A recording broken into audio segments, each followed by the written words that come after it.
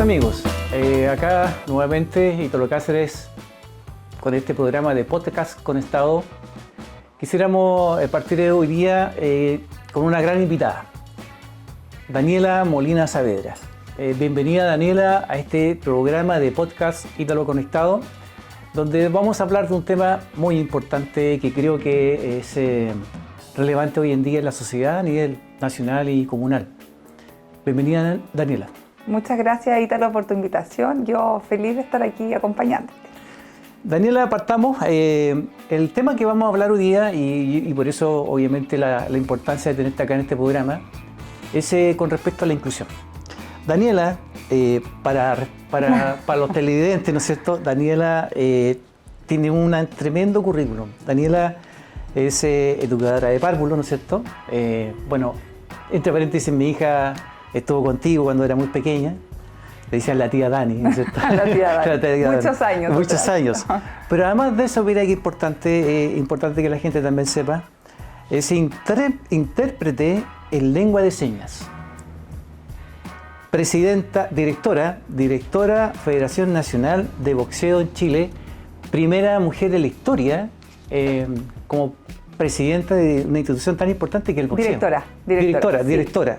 Tan importante en Chile y en Tomé, el boxeo. Además de eso, es presidenta de básquetbol de Tomé. Además de eso, también ha hecho unos diplomados en discapacidad e inclusión. Un magíster también estaba haciendo, Daniela. Sí, lo termino este año. Sí, por lo tanto, Daniela, tan joven y con un tremendo currículum, yo la verdad que me sorprende muchísimo tus afanes de poder aprender, estudiar y de muchas facetas, porque en el fondo deporte, inclusión, ¿no es cierto? Y el amor que tú tienes a los niños. ¿Cómo nace esta inquietud de poder perfeccionarte y aprender tantas cosas? Bueno, primero que nada soy educadora de párvulos, igual que mi mamá. Siempre vi la imagen de mi mamá con los niños y siempre muy feliz. Y en el fondo yo vengo de una familia también de profesores, entonces quise seguir la misma línea que mi mamá. Y con respecto a la inclusión, claro, siempre me llamó la atención la lengua de señas, siempre. Yo soy intérprete hace 14 años, que pertenezco a una agrupación de sordos de Concepción. Y cuando estaba en la universidad me picó el bichito y empecé a tomar cursos muy básicos, tomé uno. Y empecé a participar en agrupaciones de sordos sin saber casi nada de señas. Entonces yo iba a la agrupación y preguntaba cómo se dice esto otro. Me hice muchos amigos sordos y empecé a aprender sola. Y llevaba un cuaderno y anotaba cómo eran las señas. Y era todos los días sábado hasta las 9 de la noche. Y yo después viajaba a Tomé, tenía como 20 años. Y empecé a estudiar y me empecé a meter en el mundo de los sordos. Y me encantó. Y por lejos es lo que más me apasiona en la vida, es la lengua de señas. Y hoy día, claro, estoy reconocida por la agrupación de sordos como intérprete de su comunidad. Y ahí empezó todo el tema de la inclusión, de la discapacidad y hacerlo un poco más visible, porque en el tiempo que yo estudié lengua de señas y que yo pertenecí, te digo, 14 años atrás, era un tema muy tabú, muy que no existía.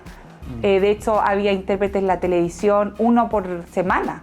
Entonces, ahora es como muy de moda ahora el tema de la inclusión. Lo digo moda porque no es algo como que la gente sienta realmente que la inclusión es algo importante, como que lo hacen porque es entretenido.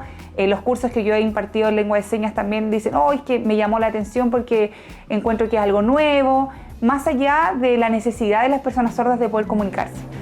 Entonces, me pasa mucho eso, pero ahí vienen mis ganas de estudiar, de perfeccionarme y de aprender cada vez más de la inclusión, porque todos los días hay algo que aprender. Daniela, ¿cuánto, con respecto a ser intérprete en lenguaje de señas, en lenguas de señas, cuánto te demoró en aprender bien? Porque tal vez si hay alguien interesado en aprender contigo, es muy complejo. En realidad todavía estoy aprendiendo. Sí, es porque es un idioma. Es un idioma, es una lengua. Es la lengua materna de las personas sordas. Exactamente. Claro. Entonces, ¿cuánto es el tiempo? O sea, si tú quieres aprender un curso básico, te puedes demorar unos 3 meses, pero igual que en todos los idiomas, en el fondo, todas las lenguas, que si tú no los vas practicando, se te va olvidando.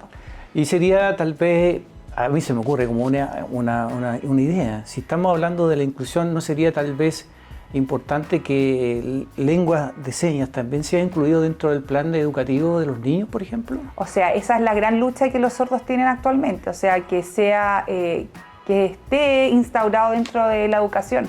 Más que nada, como puede ser como una asignatura, como un taller, pero más que nada apoyo a las personas sordas también. Y ellos, sacarle un provecho a ellos, porque si yo tengo un alumno que es sordo, también lo puedo tomar para que ellos aprendan, para que le enseñen a sus compañeros lengua de señas.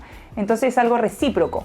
Pero de todas maneras, en la universidad, desde prebásica, yo en el jardín a los niños les enseño lengua de señas. Todas las canciones que cantamos, las cosas que aprendemos, yo se las interpreto en señas y los niños van cantando y van aprendiendo señas, les enseño su nombre. Y hay niños que tengo de generaciones que ya son grandes y me dicen, tía, todavía me sé mi nombre en señas. Mira que y eso es súper entretenido porque a los niños, por claro, lo que les enseñas, lo aprenden y son habilidades motrices que ellos desarrollan con sus manitos tan chiquititos que las papás quedan encantados y ellos les llama mucho la atención y me dicen, tía, ¿cómo se dice esto en señas? Y siempre estamos, o bien la Teletón, yo le digo, la Teletón, el abrazo de todos, y ellos van transmitiendo como señales o como frases que yo les voy a enseñar. Esa es una labor que tú haces en el jardín, ¿no es cierto? Claro, es algo que nace, digamos, de parte de la iniciativa tuya de poder incorporar lo que tú aprendiste. Y ahí quiero referirme con respecto al tema de la ley de inclusión.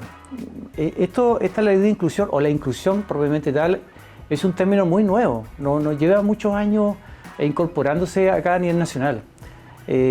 La ley de inclusión, que es la 20.845, que hace referencia específicamente al tema de educación, es decir, que tienen toda la libertad y que no sean discriminados e integrados todos aquellos estudiantes que deseen incorporarse al sistema educativo independiente de sus capacidades, ¿no es cierto? Exacto. Esa es la ley 20.845. Tú, con respecto a esa ley, ¿tenías algo que comentar respecto al tema educativo? ¿Cómo la inclusión puede llegar hoy en día a nivel nacional y a nivel comunal? En realidad yo creo que, la inclusión para mí es tan importante dentro de mi vida, por lo menos yo lo veo como educadora, de trabajar con niños, yo llevo 14 años también trabajando en el jardín. Nunca para nosotros ha sido una limitante un niño que llegue con una necesidad educativa especial. Para nosotros nunca. De hecho, tuvimos un alumno que era sordo y yo recién había terminado un curso básico y ahí empezaron mis ganas de aprender para poder enseñarle. Pero creo que no debiese existir la discriminación y la segregación de niños que son distintos, porque en el fondo todos somos distintos. Yo también soy distinta y todos tenemos algo que nos hace diferentes. Entonces, el segregar y el decir, este niño tiene esta condición, ya te genera un cierto límite. Entonces, yo creo que eso debiese no existir. Yo creo que los papás debiesen perderle el miedo a la etiqueta que le pone un médico o la condición que su hijo tenga. Entonces, por eso yo creo que es tan importante que desde la casa el tema de la inclusión nunca sea tema. O sea, yo, por ejemplo, le enseño a mi hijo lengua de señas desde que él tenía 1 año. Yo le decía, ¿quieres agua? ¿Quieres jugo? Y él habla lengua de señas y se relaciona con personas sordas porque es parte de su vida. Es parte de su vida que yo siempre le digo, todos somos iguales. Los niños del jardín yo también le explico. Vinieron los Juegos Paralímpicos y yo le decía, mira, miren cómo nadan, ellos no pueden mover sus piernas, pero son súper inteligentes porque nadan súper rápido y tienen otras cosas más positivas.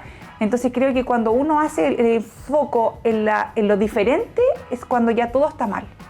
Entonces yo creo que a nivel educacional y sobre todo acá en Tomé, creo que hemos avanzado mucho en eso. Yo creo que los niños de por sí, estas generaciones de ahora, no son tan discriminadoras como antes. con el tema de la diferencia. Sí existe el bullying verbal, el bullying físico, pero creo que no somos tan crueles como antes. Creo que ya la diferencia y lo distinto forma más parte de ello, porque ya ven en la televisión la intérprete, ven los mismos Juegos Paralímpicos que gente ve la Teletón, entonces es algo que para ellos ya es más habitual. Pero sin duda estamos con una deuda muy grande con el tema de la inclusión, yo creo que en todo Chile. Sí, y ahí me quiero referir respecto al tema de la discapacidad. Yo sé que está el SENADIS, el Servicio Nacional de la Discapacidad, que nace efectivamente en el año 2010, ¿no es cierto?, con la ley 20.422, y se crea esta institución que apunta fundamentalmente a lo que tú dices, a que cualquier persona que tenga un cierto grado de discapacidad también tiene los mismos derechos y también tiene que ser integrado a nuestra sociedad. Y eso también es, como dices tú, es una brecha enorme que tenemos hoy en día para poder hacer que las personas con cierto grado de discapacidad sean integradas en diferentes ámbitos, desde el ámbito educacional, desde el ámbito laboral, ¿no es cierto?, desde el ámbito social también. ¿Cómo ves tú esta ley o esta situación que pasa no solamente por aquellas personas que no pueden escuchar, sino también pasa por muchas personas que tienen cierto grado de discapacidad y que les cuesta mucho integrarse? ¿Cómo ves tú eso a nivel local? ¿Cómo está la sociedad preparada para eso, para poder integrar a personas con cierto grado de discapacidad acá a nivel comunal o nacional? Yo creo que nunca estábamos preparados. Yo creo que la infraestructura, la gente que tiene movilidad reducida, es súper difícil andar por las calles, las veredas, la gente tampoco respeta, o sea, si no se respeta la ciclovía, menos se va a respetar a una persona que tiene una discapacidad física. Creo que no estamos preparados, creo que nos falta mucho informarnos de lo que es la inclusión, de lo que es la discapacidad en sí, porque también como está la discapacidad física, también está la discapacidad intelectual, la discapacidad social. Entonces, son tantas cosas que nos hacen distinto que creo que a medida que nosotros nos vayamos informando, va a ir cambiando ciertas cosas. Ahora, SENADIS ha hecho muy buen trabajo, creo que del tiempo que lleva, existen fondos anuales para acompañar a las personas, por ejemplo, sordas, si quieren estudiar en educación superior. Ellos les pagan un intérprete, le dan un fondo, no sé, X monto, y ellos les van pagando mensual al intérprete para que lo acompañe en las clases universitarias. Y eso es súper bueno, porque antiguamente, si tú ves, hay muy pocos sordos, te hablo de 50 años, que tienen una profesión, porque no existía SENADIS y no existían fondos y no existían intérpretes, excepto si tenía algún compañero que le ayudara y que el mismo sordo le enseñara señas para que le transmitiera.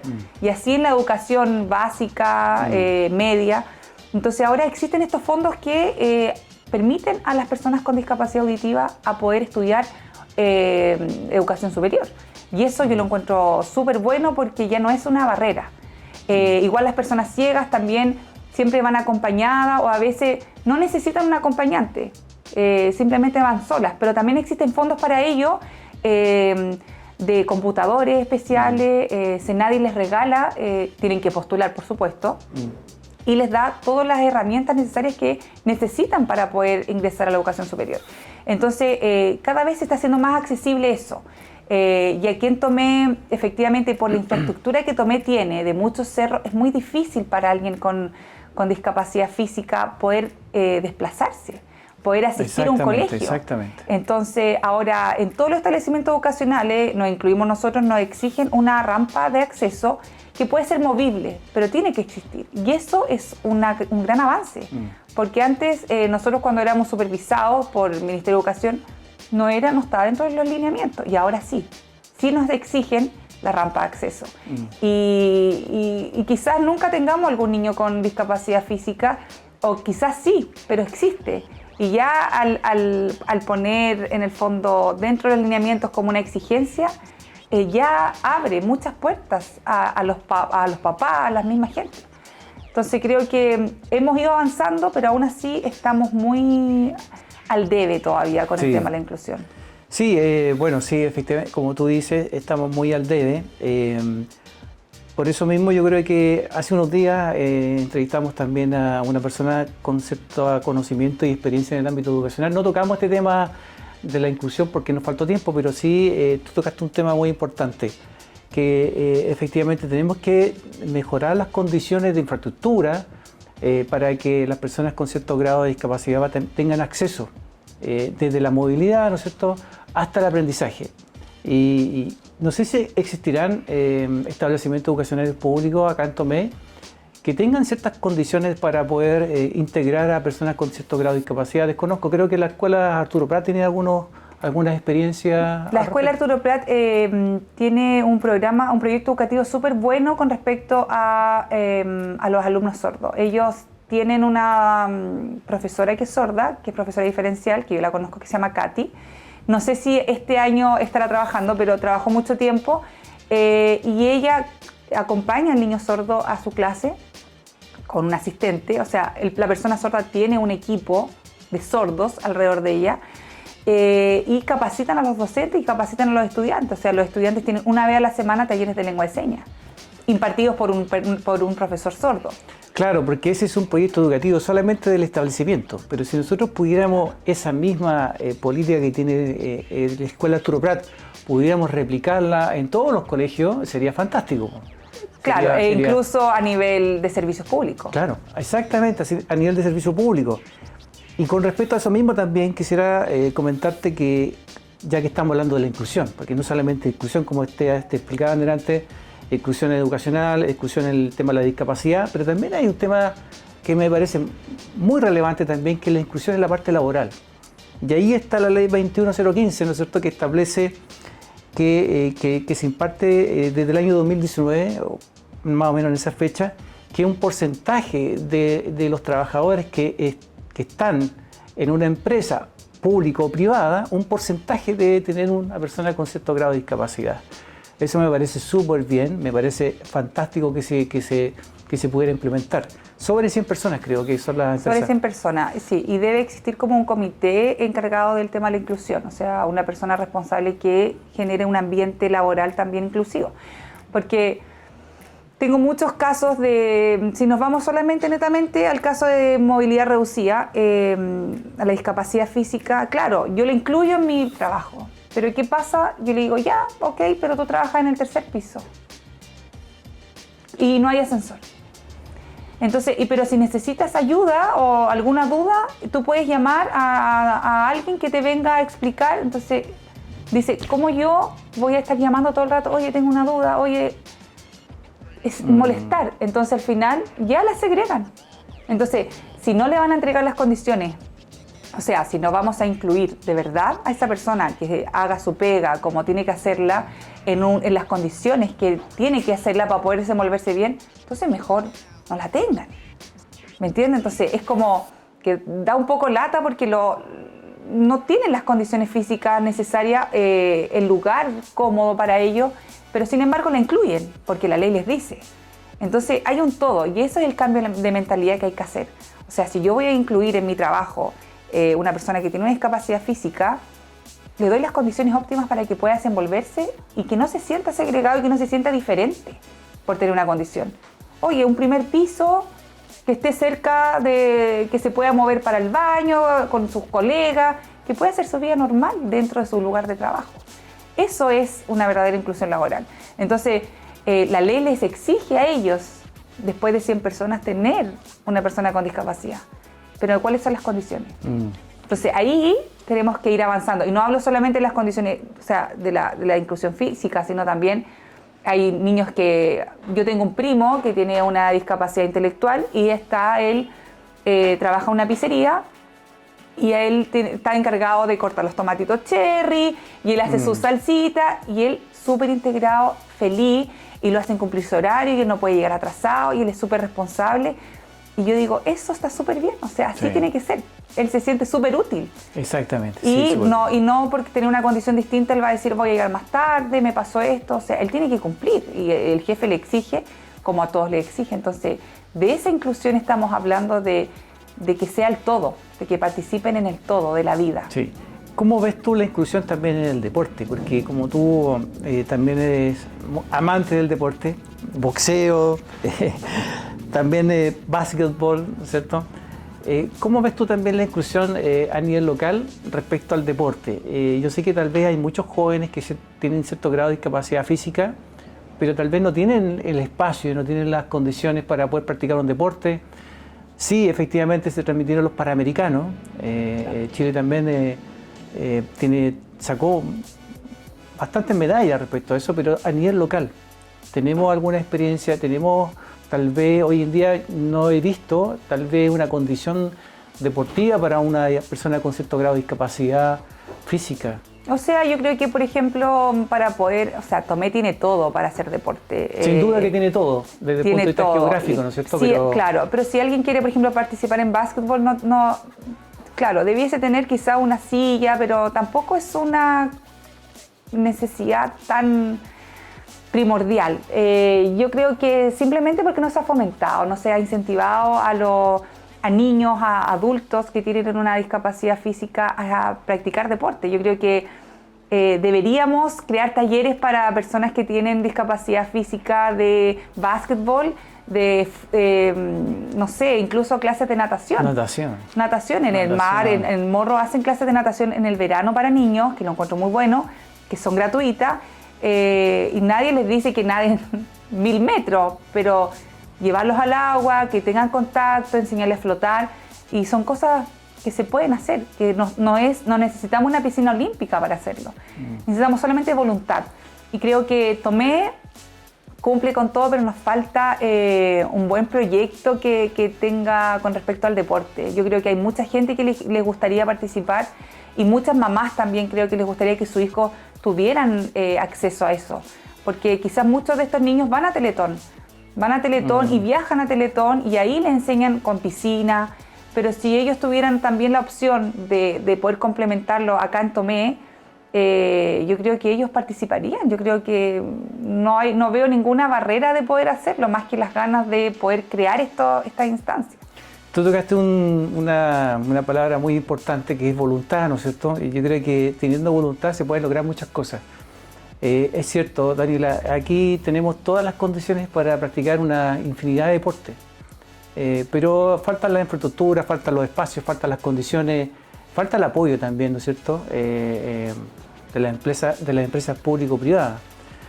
Creo que si nosotros nos organizamos de buena forma y generamos un proyecto deportivo para personas con grado de discapacidad, sin duda que podemos encontrar grandes talentos a nivel local. Claro, y no solamente con discapacidad física, sino también discapacidad intelectual, discapacidad social. Hay tantos tipos de discapacidad que incluso las personas que son migrantes también de repente se sienten un poco segregados y no participan en clubes deportivos por el rechazo también de la inserción social. Entonces, también yo creo que cuando uno abre las puertas a la inclusión, uno abre las puertas en todo sentido, a nivel físico, cognitivo, mental, social, y creo que eso es un todo que uno puede abarcar creando, tan simple como creando unos talleres abiertos a la comunidad y que puedan participar. Yo creo que podríamos tener buenos deportistas aquí si uno se esforzara en crear esta instancia. Daniela, con respecto al mismo deporte, ¿cómo ha sido tu experiencia como directora? Bueno, es difícil porque... Primera mujer en la historia. Primera mujer en la historia, formar parte de un directorio de puros hombres, boxeadores. Estamos hablando a nivel nacional. A nivel nacional, sí, de todo Chile. Tenemos una mujer acá tomecina que es directora de la Federación Nacional de Boxeo en Chile. Sí. O sea, yo creo que no es menor. Yo aquí quiero felicitarte por tu garra de poder participar en una institución tan machista. Por la valentía. Por la valentía. Bueno, sí. Pero tú aprendiste boxeo, o sea, eres... Sí, también yo entrené boxeo con mi querido profe Enemías Concha. Pero, ¿cómo fue tu experiencia? Como directora ha sido una experiencia súper bonita, nueva y con harta valentía. porque machistas, como dices tú, son personas mayores, son hombres que toda la vida han estado formando parte del boxeo y que llegue una mujer a opinar, a votar, a tener derecho a voz y voto, les choca un poco porque no les gusta tanto, pero de a poco han ido cediendo y de a poco es como que ya me necesitan. Yo creo que también ahora, como el boxeo tiene más mujeres practicando este deporte, también soy un referente también para las mujeres que quieren entrar y que son boxeadoras. Entonces, ver sentada en la directiva una mujer, también se sienten un poco representadas. Y también rompes con la barrera de que el boxeo es solamente de hombres. Entonces eso también te abre puertas para que las mujeres puedan practicar deportes que dicen que son de hombres.